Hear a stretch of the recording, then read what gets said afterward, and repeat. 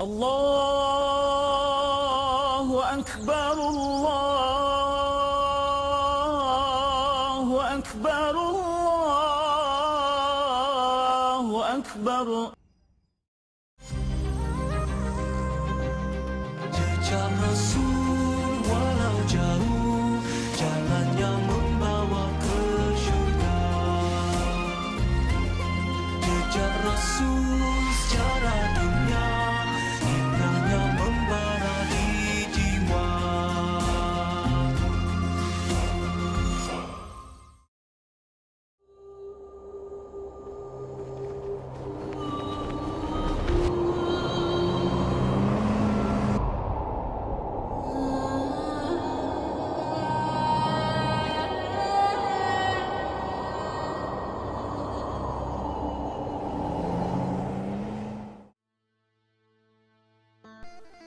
Sejarah telah membuktikan bahawa tamadun Islam merupakan salah satu tamadun yang megah serta berpengaruh kerana keunikannya yang bersifat syumu'ul, iaitu menyeluruh, terbuka serta seimbang dalam aspek duniawi maupun ukhrawi.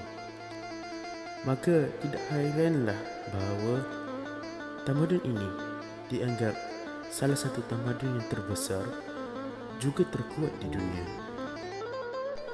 Oleh hal yang demikian, tidak hairanlah bagaimana sebuah tamadun yang besar ini mampu mempengaruhi satu tanah yang luas yang dikenali sebagai Nusantara.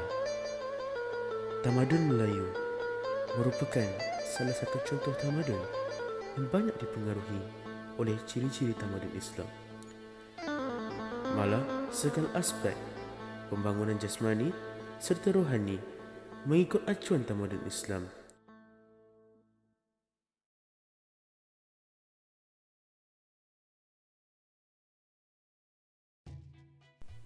Tamadun Islam bermula seawal kurun ke-7 Masihi di bawah pemerintahan Nabi Muhammad SAW di Semenanjung Arab, atau lebih tepat lagi di kota Madinah Al-Munawwarah. Seterusnya, kehebatan tamadun Islam ini telah pun diambil alih dan juga diteruskan oleh para sahabat dan penguasa-penguasa Islam yang lain seperti Khulafa Ar-Rashidin, Kerajaan Abbasiyah dan Uthmaniyah demi membawa panji yang sama, iaitu untuk meluaskan tanah jajahan Islam dan mengislamkan lebih ramai orang di seluruh pelosok dunia. Kita beralih kepada etika. Yang pertama, Abdul Razak A. Hashi pada tahun 2011 menyatakan etika merupakan panduan yang menggariskan tentang nilai-nilai murni, tanggungjawab serta tingkah laku yang bersesuaian dengan citra semesta, pegangan hidup, budaya serta tradisi sesuatu masyarakat. Kedua, Muhammad Liki Hamid dan Rosnaini Hamid pada tahun 2002 menyatakan etika Islam adalah dikaitkan dengan istilah akhlak atau jamak daripada khuluq di dalam bahasa Arab. Daripada sudut bahasa, ia bermaksud sikap, tabiat, budi pekerti, perangai dan tingkah laku. Manakala yang ketiga, Abul A'la Al-Maududi pada tahun 1967 menyatakan sudut istilahnya pula, etika dapat dimaksudkan sebagai tingkah laku semula jadi atau kebiasaan individu yang dipancarkan hasil daripada keadaan jiwa seseorang individu tersebut serta tanpa pertimbangan pemikiran terlebih dahulu. Dalam perihal penciptaan manusia, Allah Subhanahu wa Ta'ala menjelaskan dalam Al-Quran tentang tujuan penciptaan manusia, iaitu sebagai khalifah fil ard, iaitu khalifah di muka bumi. Ini termasuk usaha dalam mengurus dan membangun serta menggunakan sumber alam daripada haiwan dan tumbuh-tumbuhan. Hal ini dapat kita lihat dengan jelas dalam ayat 30 surah Al-Baqarah.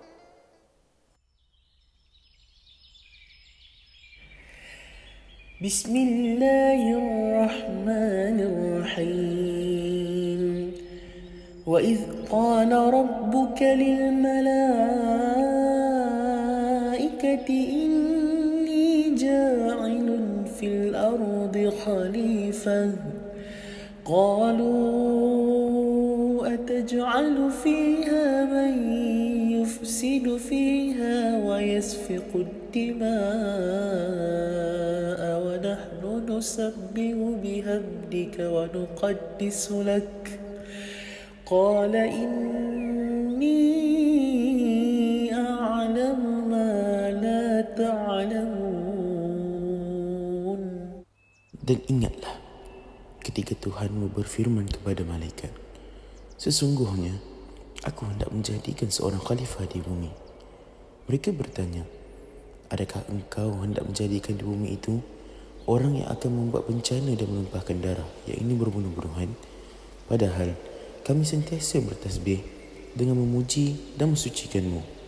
Allah berfirman, sesungguhnya aku mengetahui akan apa yang kamu tidak mengetahuinya. Selain itu, tanggungjawab memakmurkan alam ini terletak di atas bahu manusia, kerana manusia telah sanggup menerimanya, walaupun unsur-unsur lain seperti gunung ganang dan bukit bukau yang lebih gagah tidak sanggup menerima tanggungjawab tersebut. Ini telah dirakamkan oleh Allah Subhanahu wa taala dalam surah Al-Ahzab ayat 72. Bismillahirrahmanirrahim. Inna aradna al-amanata 'ala as-samawati wal-ardi wal-jibali fabayna an yahmilnaha والجبال فأبين أن يحملنها وأشفقنا منها وحملها الإنسان إنه كان ظلوما جهولا. Sesungguhnya kami telah menawarkan amanah yang ini tanggungjawab kepada langit, bumi dan gunung ganang, tetapi mereka enggan untuk memikulnya dan takut terhadapnya. Lalu dipikullah amanat itu oleh manusia. Sesungguhnya manusia itu sangat zalim dan sangat jahil. Di samping itu, etika dan integriti sebenarnya merupakan sebahagian daripada asas kehidupan manusia.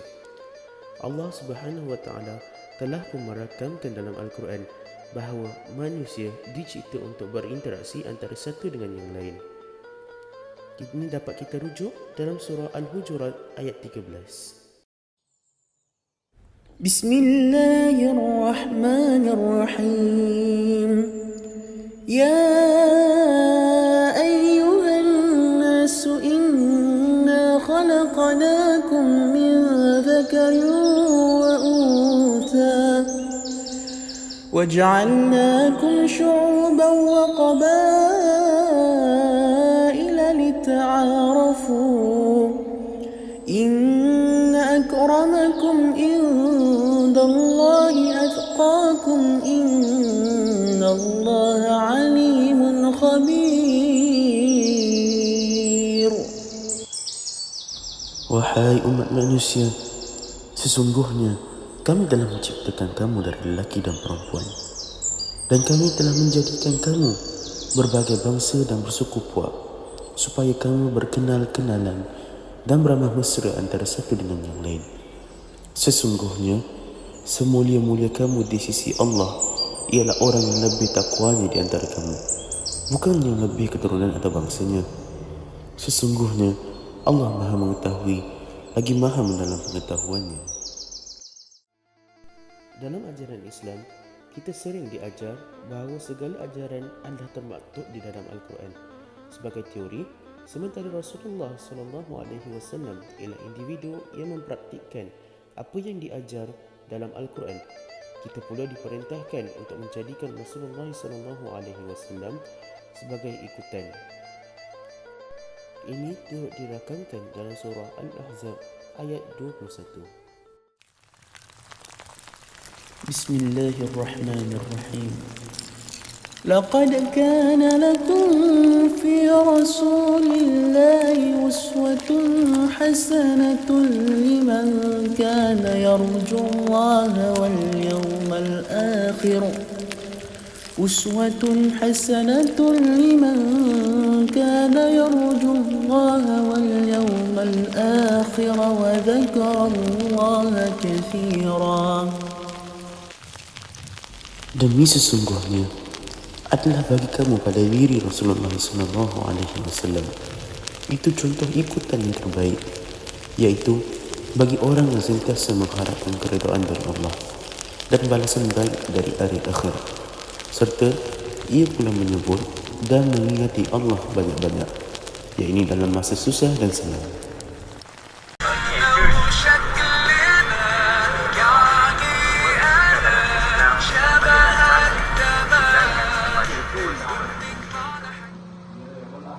Sumber etika dalam Islam pada dasarnya bertunjangkan kepada dua sumber, iaitu Al-Quran dan As-Sunnah. Disebabkan oleh ciri yang unik ini, ia tidak ketinggalan zaman kerana ia sesuai dengan peredaran masa. Al-Quran bermaksud menggariskan tentang dasar-dasar serta asas-asas konsep dan standard etika dalam Islam. Manakala As-Sunnah pula bermaksud praktis sebenar atau cerminan daripada konsep yang disebut dalam Al-Quran. Ini amatlah bertepatan dengan misi perutusan Nabi Muhammad yang diutuskan oleh Allah sebagai Rasul terakhir serta berperanan sebagai uswatul hasanah, iaitu contoh yang terbaik. Di dalam Al-Quran juga ada menyatakan dan bahawa sesungguhnya yakni engkau Muhammad mempunyai akhlak yang amat mulia. Surah Al-Qalam ayat keempat. Dan ini juga diberakui oleh Nabi Muhammad sendiri apabila baginda bersabda, sesungguhnya aku dibangkitkan, yakni diutuskan untuk menyempurnakan akhlak yang mulia. Riwayat Al-Bani Al-Silsilah nombor hadis 45.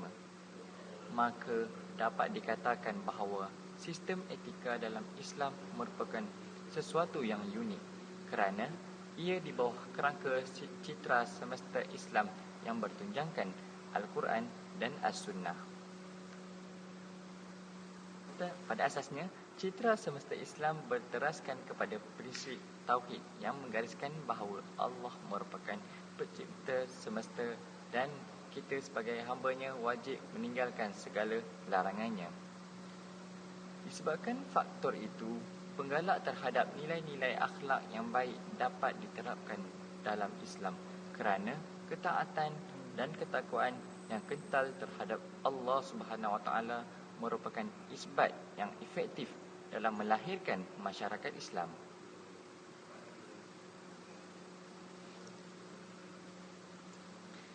Ini dapat dibuktikan dengan adanya insentif serta penalti yang dijanjikan oleh Allah Subhanahu Wa Taala dalam setiap nilai-nilai akhlak yang disebut dalam Al-Quran dan As-Sunnah. Sebagai contoh, jika kita berbuat baik, berbagai insentif akan kita perolehi seperti limpahan rezeki, keberkatan dalam hidup, ganjaran pahala, syurga dan lain-lain lagi. Manakala jika kita berbuat perkara yang tidak baik seperti negatif, kita akan dapat berbagai kesan yang buruk. Sebagai contoh, tidak mendapat keridaan Allah Subhanahu Wa Taala, tidak berasa tenang, mendapat dosa dan neraka dan sebagainya. Akhir sekali, keyakinan bahawa Allah Maha melihat merupakan perkara yang jelas atau yang tersembunyi, mengukuhkan lagi isbat tersebut. Seseorang individu yang baik seharusnya berusaha menjauhi dari melahirkan perbuatan keji serta celah di hadapan orang maupun tersembunyi.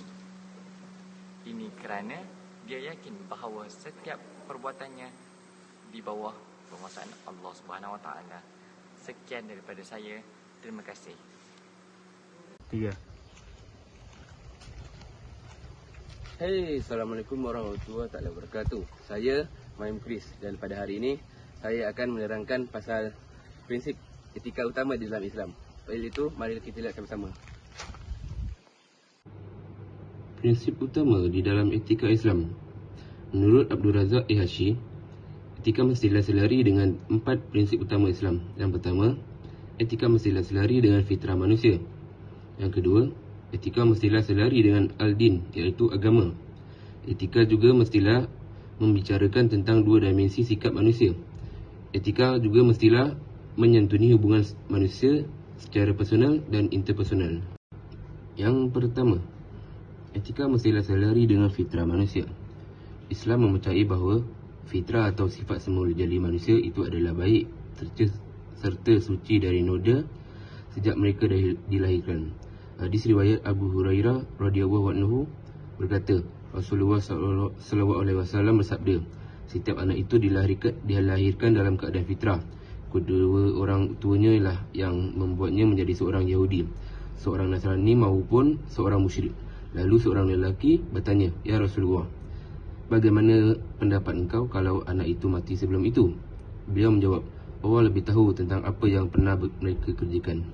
Terdapat juga pepatah Melayu yang menyatakan bahawa anak itu bagaikan kanvas atau kain putih. Ibu bapalah yang mencorakkan mereka untuk menjadi seorang insan yang berguna. Baiklah, secara semula jadinya manusia itu senang dan sukakan akhlak yang baik kerana ia bertepatan dengan fitrah semula jadinya. Contoh akhlak yang baik seperti saling tolong-menolong, bercakap benar, mempunyai integriti, bersikap adil dan saksama amatlah disenangi oleh dan digalakkan oleh Islam. Walaupun pada semula jadinya manusia dilahirkan dengan fitrah yang hanya sukakan kebaikan, namun mereka juga terdedah pada perkara-perkara sayyiat, iaitu sikap-sikap jelek disebabkan persekitaran serta ejen-ejen sosial yang mempengaruhi mereka, iaitu seperti ibu bapa, keluarga, guru, rakan-rakan serta masyarakat. Yang kedua, etika juga mestilah selari dengan al-din ataupun agama. Dalam sebuah hadis diterangkan seorang lelaki pernah bertanya kepada Rasulullah SAW. Maka telah berkata, "Wahai Rasulullah, apakah al-din itu?" Rasul sallallahu alaihi wasallam menjawab, "Akhlak yang baik." Di dalam Islam, orang yang mempraktikkan etika atau akhlak yang mulia dilihat sebagai orang yang berjaya, mempermeningkat iman serta agamanya. Manakala orang yang melakukan perbuatan yang keji dianggap sebagai orang yang lemah iman serta agamanya. Ini bertepatan dengan hadis Rasulullah yang diriwayatkan oleh Al-Tabrani yang berbunyi, seorang lelaki bertanya, "Orang mukmin yang manakah yang paling sempurna?" Baginda menjawab, "Orang yang akhlaknya paling baik." Yang ketiga, etika juga mestilah membicarakan tentang 2 dimensi sikap manusia. Etika di dalam Islam juga perlulah menggariskan tentang 2 dimensi sikap manusia. Yang pertama ialah dimensi sikap positif, di mana dimensi sikap positif yang disebut di dalam Al-Quran adalah seperti al-ilm, iaitu ilmu pengetahuan, al-bayan, wacana intelektual, dan al-tawakin atau al-hasan, karakter semula jadi yang baik, selalu dikaitkan dengan fitrah semula jadi manusia yang suci. Yang kedua pula ialah dimensi sikap negatif. Dimensi negatif perlu pula menyebut tentang sikap-sikap jelek atau negatif seperti zalum atau zalim, ajul, terburu-buru, jadal berbalah, dan al-yus yang bermaksud berputus asa, sebagai sikap-sikap yang bertentangan dengan fitrah manusia serta terbit hasil daripada nafsu jahat manusia. Maka amatlah jelas sekali bahawa Islam hanya memperokui serta menggalakkan etika yang dikategorikan di dalam dimensi positif serta mencela etika di dalam dimensi negatif. Akhir sekali, etika mestilah menyantuni hubungan manusia secara personal dan juga interpersonal. Etika di dalam Islam adalah merupakan satu garis panduan bagi manusia untuk bersikap dengan sikap-sikap yang mulia, tidak kira untuk hubungannya dengan diri sendiri iaitu personal ataupun hubungannya dengan manusia lainnya iaitu interpersonal. Bagi hubungannya dengan diri sendiri atau bersifat personal, ianya melibatkan proses tazkiyatun nafs yang bermaksud penyucian diri, iaitu satu proses yang mana melibatkan penambahbaikan intelek serta kerohanian jiwa yang berterusan. Proses ini amatlah penting agar dapat memastikan jiwa manusia itu sentiasa suci dan bersih dari sifat-sifat yang jelek atau tidak disukai dalam Islam. Contoh bagi yang bukan beragama Islam pula, seperti agama Hindu dan Buddha, boleh bermeditasi untuk mendapatkan ketenangan diri, iaitu secara personal ataupun untuk menyucikan jiwa mereka. Hubungan antara manusia sesama manusia pula yang bermaksud interpersonal pula lebih menekankan tentang sikap-sikap yang patut diamalkan oleh manusia agar hubungannya dengan masyarakat serta makhluk lain juga seperti haiwan dan tumbuhan serta alam sekitar terpelihara dan seterusnya dapat hidup aman daripada segala keributan. Baiklah, sampai situ saja tajuk kita pada hari ini. Terima kasih banyak-banyak.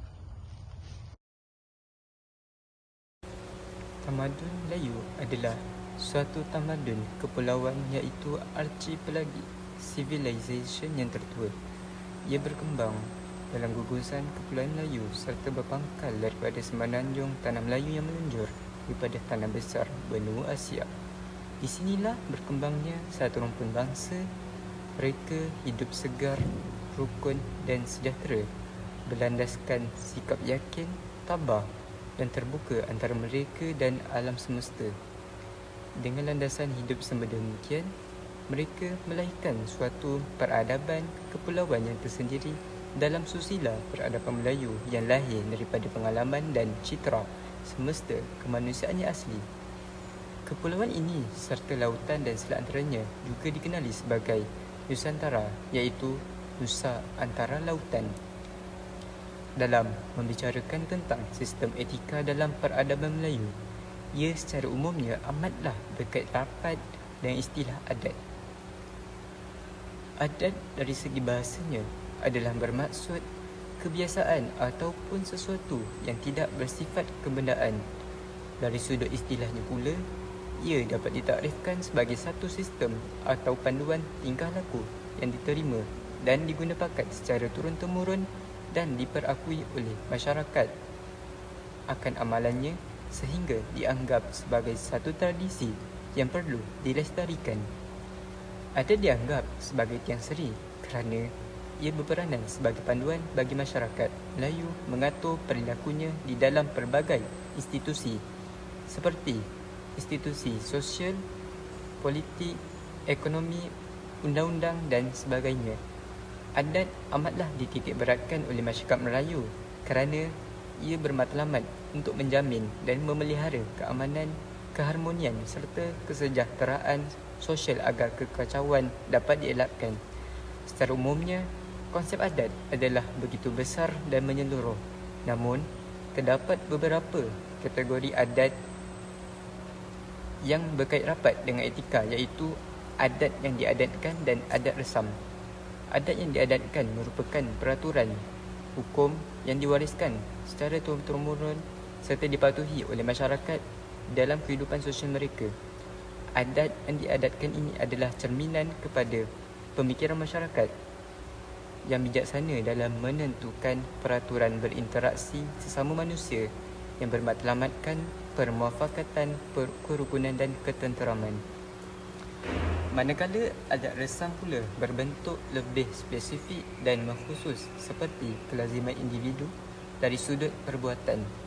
Ini termasuklah segala jenis tingkah laku yang diamalkan oleh masyarakat Melayu seperti cara berpakaian, cara makan, tata tertib di hadapan orang tua dan sebagainya.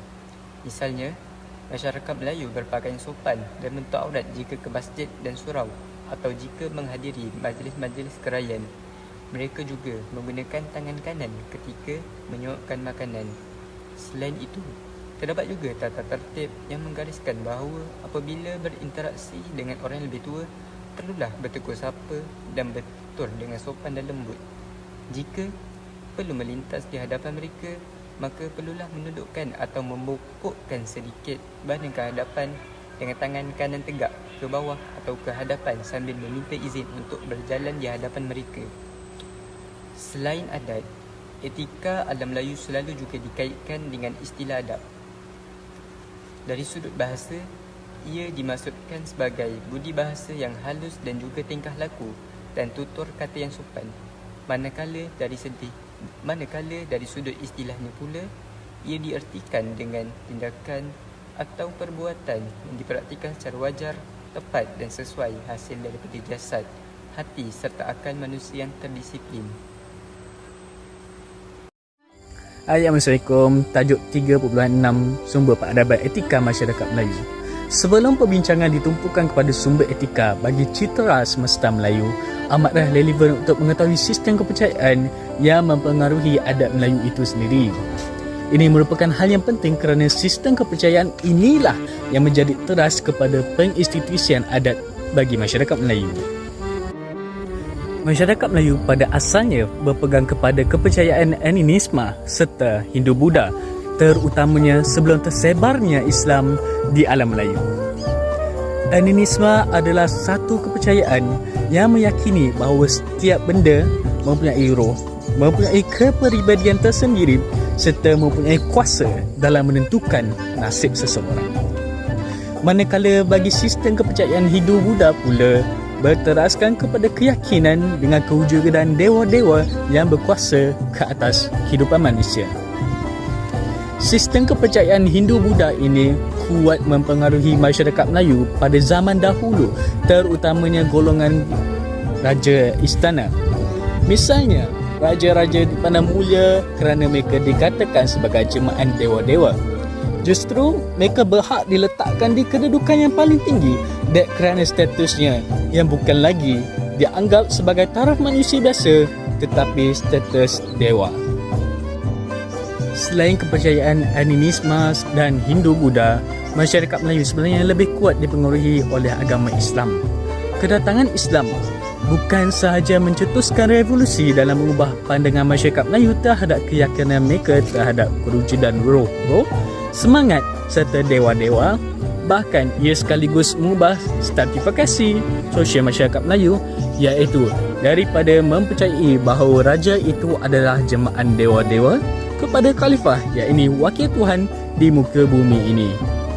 Maka sebagai orang Islam, masyarakat Melayu berpegang kepada konsep tauhid, iaitu mengesahkan Allah Subhanahu Wa Taala tanpa menyamakan dia dengan sesuatu yang lain. Allah merupakan satu-satunya Tuhan pencipta dan selayaknya disembah tanpa menyekutukannya dengan yang lain.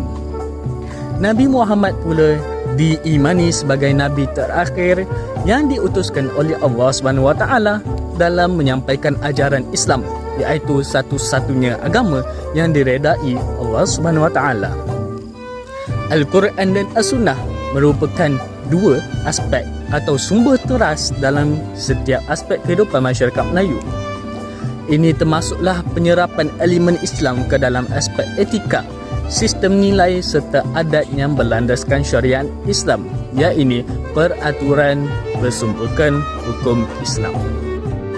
Ini amatlah bertepatan dengan pepatah Melayu yang berbunyi, adat bersendikan hukum, hukum bersendikan syarak, syarak bersendikan kitabullah, syarak mengata, adat memakai. Ya kata syarak, benar kata adat. Topik 3.7 Nilai-nilai etika atau adat di dalam masyarakat Melayu.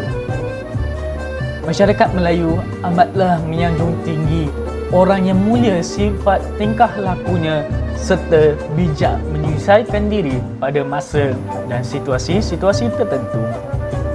Orang sebegini dikenali sebagai orang yang budiman, orang yang beradat atau orang yang tahu adat. Orang yang budiman ini dikatakan sebagai orang yang mulia sifatnya dari segi tingkah lakunya, iaitu sopan, wajar, penyayang dan pemurah. Kedua adalah daripada budi bicaranya, iaitu tutur kata yang sopan, manis, penuh pengajaran dan bermanfaat untuk pendengarnya. Dan akhir sekali adalah akal budinya, iaitu bijaksana, berilmu dan hati yang syarat dengan kebaktian.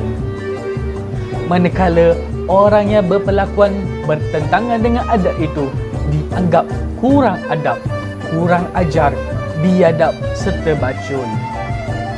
Disebabkan adat-adat ini dianggap amat penting, maka penerapan nilai-nilai adat ini diajarkan kepada ahli masyarakatnya sejak mereka kecil lagi melalui satu proses yang dinamakan sebagai sosialisasi. Ia merupakan satu proses di mana anak-anak dibudayakan dengan adat-adat agar mereka memahami serta mendalami tingkah laku yang sesuai mereka amalkan di masa-masa serta di sesuatu situasi tertentu. Berikut adalah nilai-nilai atau adat-adat yang menjadi teras kepada pembentukan masyarakat Melayu yang budiman beserta dengan pepatah Melayu yang kita boleh hadam. Yang pertama adalah halus budi pekerti dan budi bahasa. Kalau hendak tahu orang berbangsa, tengok kepada budi dan bahasanya. Dalam berkata, berlemah lembut. Dalam melangkah, berpatut-patut. Bila duduk, tahu tempatnya. Bila tegak, tahu adatnya. Teras yang kedua adalah memuliakan ibu bapa dan orang yang lebih tua. Masyarakat Melayu amat memuliakan ibu bapa serta golongan yang lebih tua kerana golongan ini dianggap sebagai golongan yang berpengalaman, berpengetahuan tinggi dan arif tentang kehidupan. Anak-anak hendaklah sentiasa taat dan mengikuti segala ajaran ibu bapa mereka selagi ia tidak bercanggah dengan ajaran Islam. Adab dengan ibu bapa mestilah dengan sebaik-baik layanan, iaitu apabila bertutur haruslah dengan kata-kata yang lembut, dengan penuh kasih sayang, tidak meninggikan suara dan tidak pula dengan kata-kata yang boleh mengguris hati mereka. Apabila mereka sudah tiada, maka hendaklah anak-anak ini berbuat kebajikan untuk ibu bapanya, iaitu mengirimkan bacaan Al-Fatihah buat mereka serta bersedekah bagi pihak ibu bapa seperti yang telah diajarkan oleh agama Islam. Semua ini wajar dilakukan oleh anak-anak dek kerana besarnya budi ditabur oleh ibu bapa dalam membesarkan anak-anak yang membuatkan mereka layak diberi layanan sedemikian rupa. Ini terbukti apabila pepatah Melayu ada menyebut, apa tanda Melayu jati? Mentaati ibu bapa sepenuh hati. Apa tanda Melayu jati? Kepada ibu bapa ia berbakti. Teras yang ketiga adalah kesetiaan kepada pemimpin. Elok kampung ada tuannya, elok negeri ada rajanya. Adat hidup orang terhormat, kepada pemimpin ia taat. Raja adil, raja disembah. Raja zalim, raja disanggah. Teras yang keempat adalah mempertahankan serta membela kebenaran dan keadilan. Apa tanda Melayu jati? Membela kebenaran, berani mati. Berani pada yang benar, berani pada yang hak, berani menegakkan keadilan, berani menghapuskan arang di kening, berani mati memegang amanah, berani mati membela maruah, berani mati di jalan Allah. Teras yang kelima adalah mempentingkan maruah serta harga diri. Adat hidup orang bertuah, aib dan malu dijadikan amanah. Membawa diri tiada menyalah, malu duduk menengah-nengah, malu berdiri sombong dan ponggah. Berbuat kebaikan tiada gah, bercakap dengan berlembut lidah. Teras yang keenam adalah bermuafakat dan tolong-menolong. Apa tanda hidup beradat?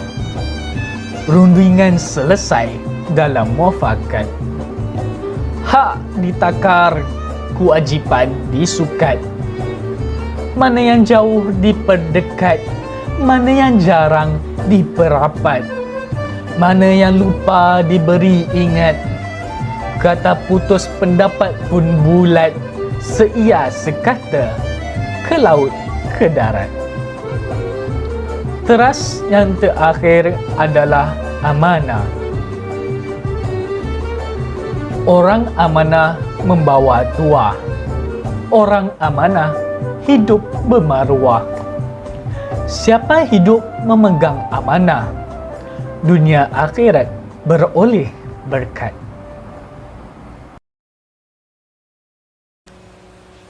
Antara penghayatan nilai yang penting dalam bab ini adalah: yang pertama, memahami serta menghalusi nilai-nilai murni yang dianjurkan oleh Islam yang mana dipraktikkan oleh tamadun Islam dan tamadun Melayu agar melahirkan warga yang berfikiran terbuka, bertoleransi serta beretika di dalam negara Malaysia yang berbilang kaum.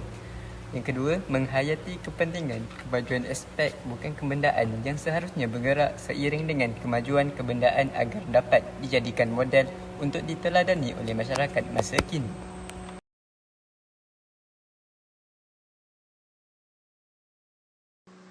Kesimpulan adalah dapat disimpulkan bahawa terdapat banyak persamaan di dalam isu-isu etika yang dipraktikkan oleh kedua-dua tamadun Islam dan Melayu.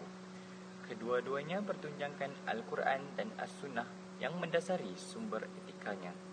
Walaupun tamadun Melayu pada mulanya menerima pengaruh animisme serta Hindu-Buddha, namun ternyata prinsip-prinsip Islam lebih ditekankan dalam adat-adat yang menjadi garis panduan etika bagi masyarakatnya. Ciri-ciri inilah yang melonjakkan kedua-dua tamadun ini mencapai zaman kegemilangan berabad lamanya, kerana ia bukan sahaja menekankan kemajuan dalam bentuk kebendaan, malah kemajuan dari sudut kebendaan juga perlu seiring agar pembangunan dapat dikecapi secara holistik. Sekian, itu sahaja daripada kumpulan kami. Terima kasih. Assalamualaikum.